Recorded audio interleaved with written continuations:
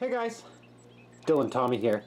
Going to do a bit of a Paludarium update. Have some things to update in this system here.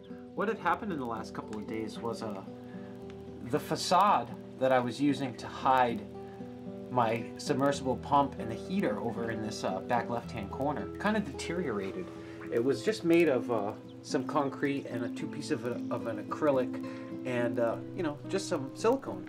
And it had deteriorated, and I was forced to kind of rescape the whole bottom, the whole left-hand side, and I actually like it a lot better. It gave me some opportunities to put some new plants in here. I have some baby tears, and pulled out a lot of the moss. I told you that before, that I had added it to the face itself. But what I like about pulling the acrylic piece out is it's a lot easier to get to my pump and my heater. This piece of slate you kind of see draped here. It's really hidden, but all I have to do is lift up that piece of slate and it's right there. So really digging it. I spent a lot of time kind of rearranging what you see down here, and I'm just going to kind of let it grow out for now and let it be. You know, I'm really happy with how the flow is. I hope you can kind of see the movement of these plants, and even the shrimp in here. He's being pushed around because the flow in the bottom of this water feature is just perfect to get the system thriving. And like I said, I pulled out all the moss but what you see kind of attached to some of these rocks, and that'll grow out just fine. But the update is there is no more facade here. I kind of took it down. There it is right there. And it's cool. Like I said, it's easier to get behind there at my pump and the heater. Another thing with you know, getting into the system itself and altering it is I finally got this flow perfect, where I just have this slow drip effect coming off the face, and that's kind of what I'm looking for. I don't want heavy waterfalls in any particular area. I just want a slow drip effect, and once all the vegetation, all the Java moss really fills in, you'll see even less of a drip effect because this is pretty much as slow as I can get it. But like I said, once the vegetation really fills in like you see it here, it'll just, you know, suck up all that water, and like I said, you'll see less of the drip. But it's growing good.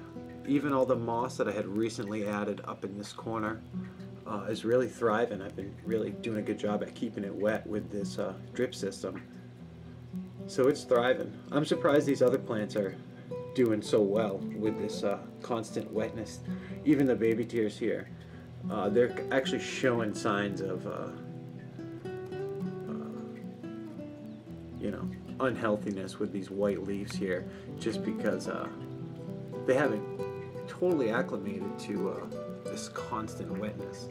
And what I've been doing is shutting the pump off, not letting it, you know, run all day long, and I definitely shut it off during the night, and just leave the waterfall system flowing during the day.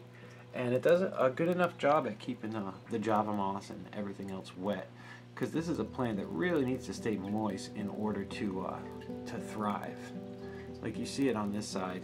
This side has done so well because it's allowed to be you know, wet all the time, and it's because these strands kind of dip into the water, and they can pull up, you know, the water right onto the surface itself. Tried to do the same thing over here on this side. I hope to get it to climb.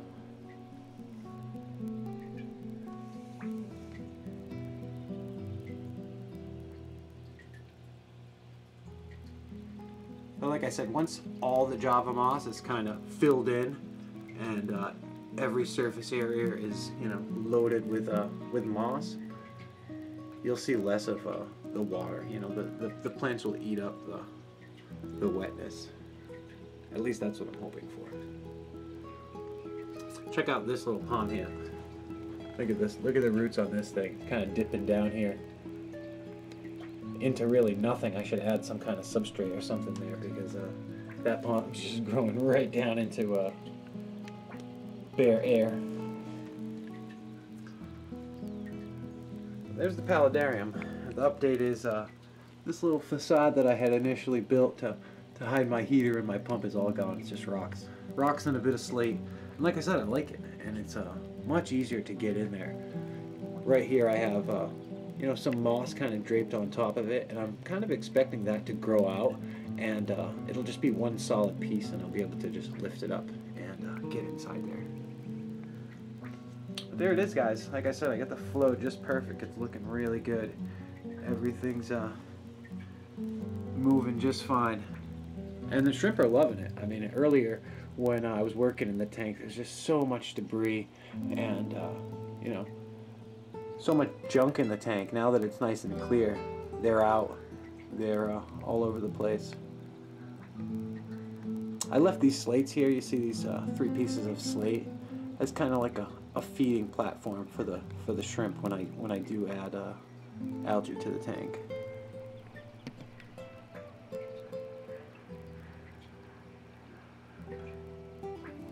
There's a good paludarium look, guys.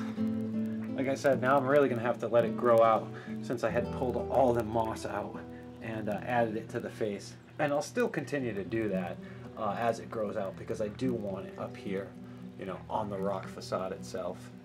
It's just going to help with, you know, the entire system. Alright, guys. Thanks for checking out the paludarium. How's that view? You don't have to see that side.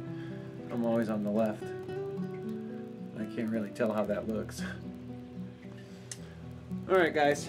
Appreciate you. Y'all have a good one. Tank on. Peace.